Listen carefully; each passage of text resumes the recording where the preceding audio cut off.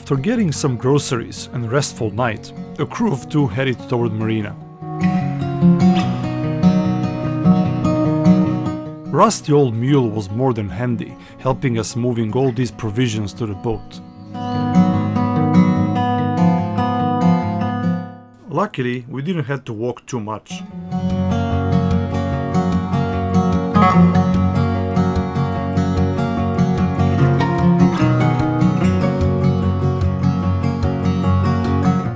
So Marine Pier Musashi is really nice, small and convenient marina.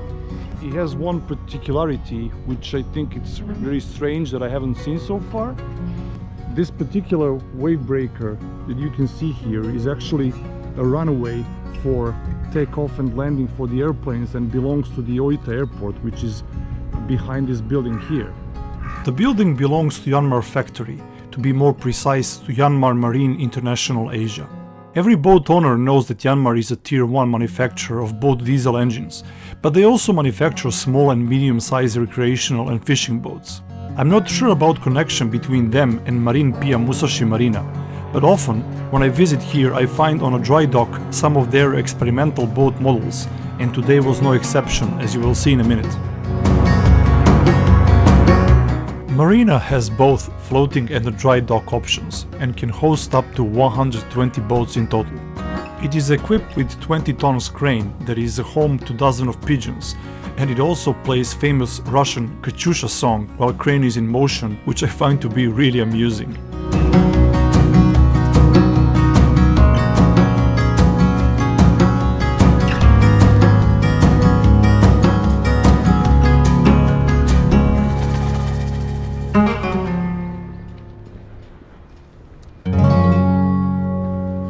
And here we are. Welcome to Marine Pier on my beautiful little super yacht here called Gin. Yeah. Named after the Kiss song. Cold gin, time of day. Yeah, this is the same boat as mine. I mean, similar Yamaha 26, but this is slightly a little bit advanced and more new. Awesomeness in fiberglass. Oh, you installed the solar panel? Yep, yeah. And it works amazingly well. Always have 13.5 volts, yeah, okay. on my battery every time I come.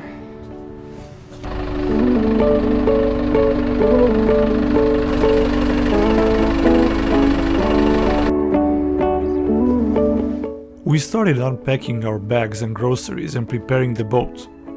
Aside from setting up the safety equipment, one of the tasks was to make sure that there are no bird nests in the mainsail, which happened before.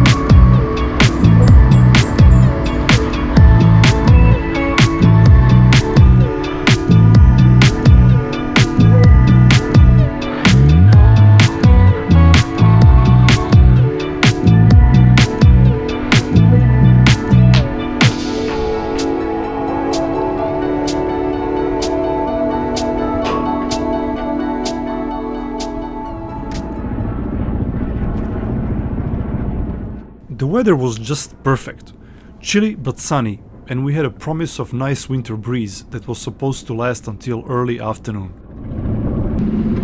So where we go now? So if you see the furthest of those runway lights out there, Okay. aim towards that and then just come slightly inside of it, and then we make our turn out there between basically the second and the third markers. So what are those markers? Those are runway lights for the airport. So we've got the runway right across here to our right hand side at the moment. And it gets a little bit shallow as you get closer in there, of course. Yeah. And then we go out and head directly east because there's fishing protection areas there as well. So we have to head directly east for about half a mile to clear the fishing grounds, and then we can turn to the northeast to head off to our direction up towards Kaminoseki and Budotsu port. Okay. So you want to come a little bit further to port now. That's it. Perfect.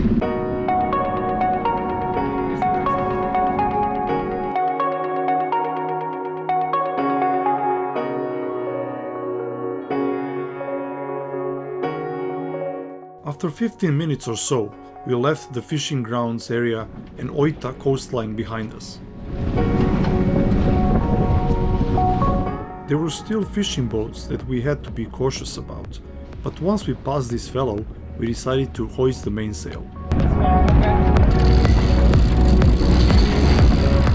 And of course it didn't go so smoothly.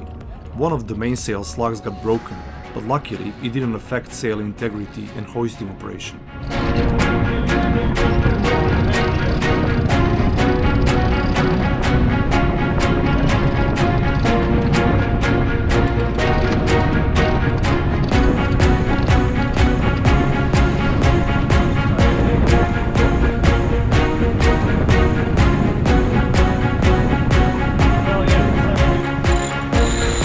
We also experienced problem with the jib upper swivel that was preventing jib from fully unfurling.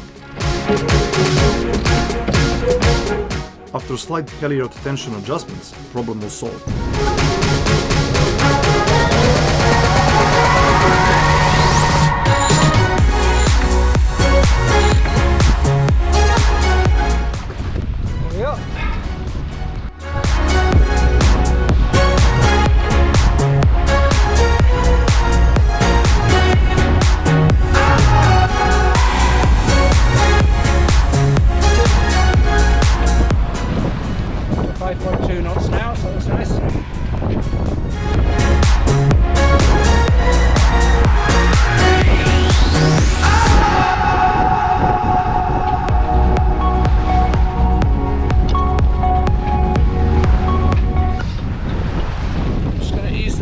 Take a bit of the heel off.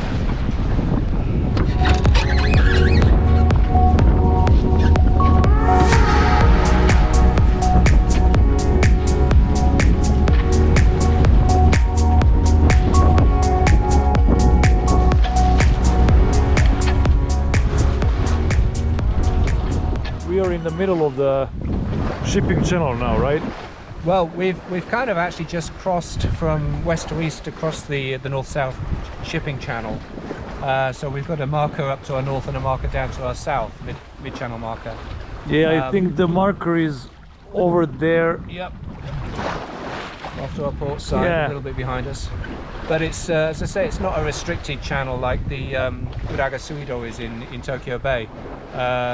So it's just, you know, you've got to cross it as well as you can at 90 degrees and stay out of the way of the big ships, because there's a lot of heavy shipping comes north-south through this piece of sea. Yeah, they go to Kitakyushu, right? That's right, yeah. They go down through the Misaki gap down there between the peninsula that comes out of the western end of Shikoku and then the eastern side of Kyushu, and they head down through that out into open ocean, out into the Pacific.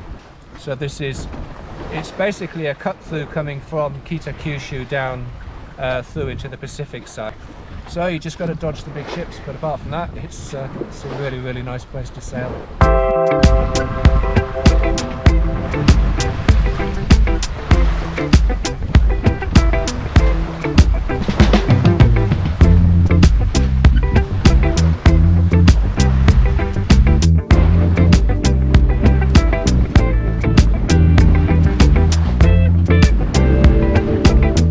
After half an hour, we decided to switch to starboard tack toward Himeshima, as we were going too much toward east, and our destination was in fact further northeast.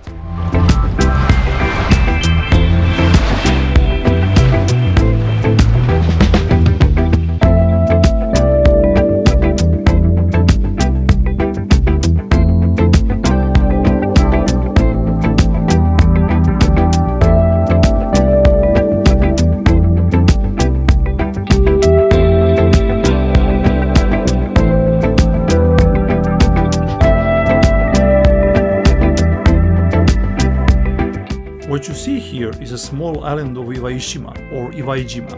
I'm not sure which is correct, as I've heard both pronunciations. I have never visited the island, but according to Jeremy, island hosts small fishing port with nice cafe and good Chinese restaurant nearby.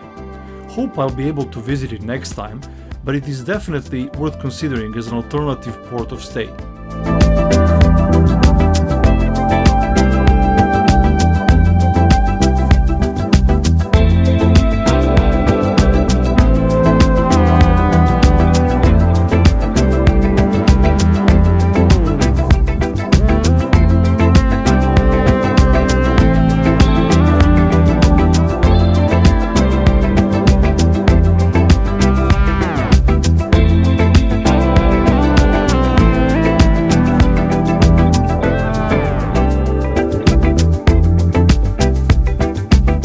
As we were entering deeper into the strait between local islands, traffic really intensified, and we had to exercise an extra caution, especially it was getting dark. All the ships around us were moving between 8 and 12 knots approximately, and misjudging their direction and distance was not an option.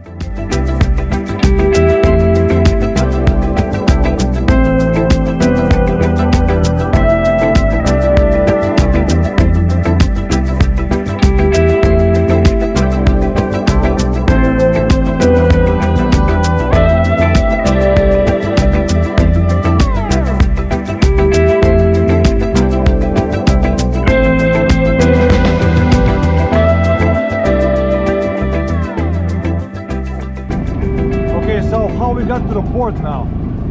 Well, dead ahead of us, we've got there's actually an entrance to a small fishing port up there, and there's an Oita navigation flashing red once every 3 seconds. So we aim for that, and then just maybe a couple of hundred meters short of that, then we're going to do a sharp turn to port, and basically 90 degrees to port, and then that'll take us straight in under the bridge. Through the gap, the Kaminoseki as it's called. Okay. And then once we get under the bridge, it's a 32 meter bridge height, so we've got plenty of room because we've got about 13 meters to the top of our mast. So in through the port, and then just follow the wall around for about 200 meters to your right hand side, and you've got the entrance to Urotsu Kaminoseki, which is a really nice little port with a floating dock there for us, so it's going to be beautiful.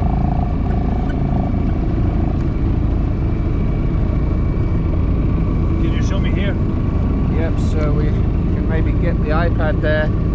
So this is where we are now, the little red triangle on our course line, and then as we come up to here, we're just going to hang a 90-degree turn more or less to port, and then you can see us coming in, and I can't enlarge it because I've got my glove on. Let me see, just a second. And as we come in, just enlarging it, we come under the bridge here, straight around the corner into port, and there we are. That's where we're aiming for. And we actually come in here and moor up against this wall here. Yeah, I remember that. Yeah. Which is it's very nice. All right. And that's it. End of day one, almost.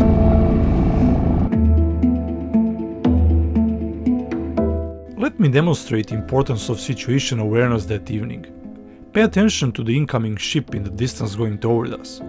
We were not sure was she about to continue straight, basically behind us, or turn southwest toward the direction we came from. We had to carefully monitor our bow and stern with equal vigilance.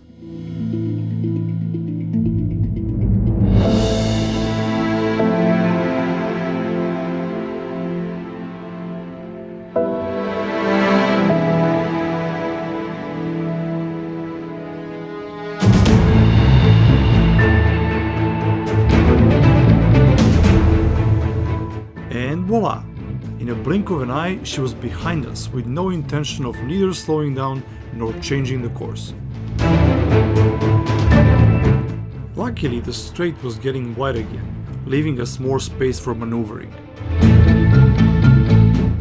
We had to clearly let the ship behind us know that we are planning to enter the fishing port, so we kept our starboard as close as possible to the bank, but not too close so we don't finish aground or hit something. At the bottom of it, and then we just got this beautiful big lagoon ocean like stretch of water in front of us, and our harbour entrance is just over to our starboard side.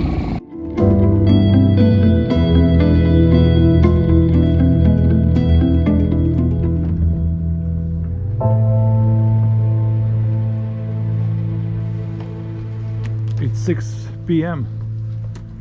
and we just docked in Murotsu port.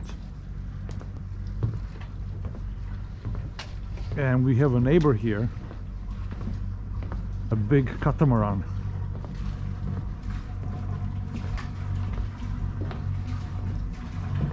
And that's it, 2 boats here. They seem to enjoy.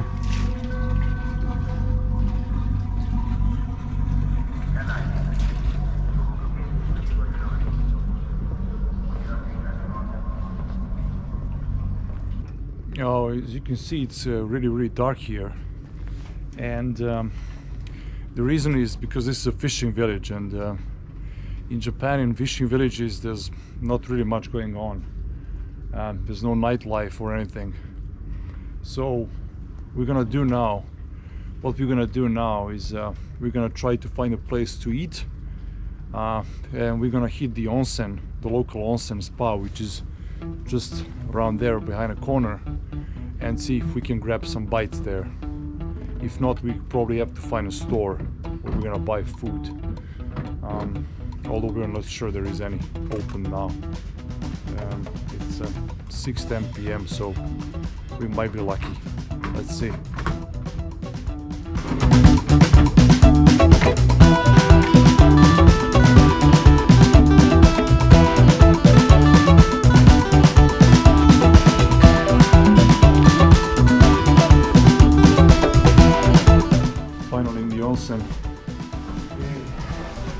Let's see if the restaurant works.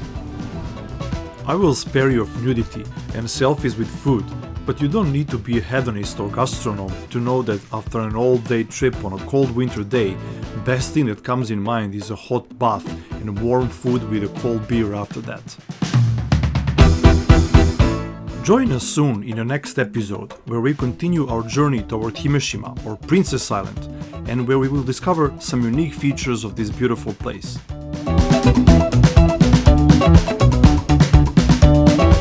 I hope you guys enjoyed this episode, and please, as always, like, comment and subscribe, and don't forget to hit that bell button for notifications about future contents. Thanks again and see you soon.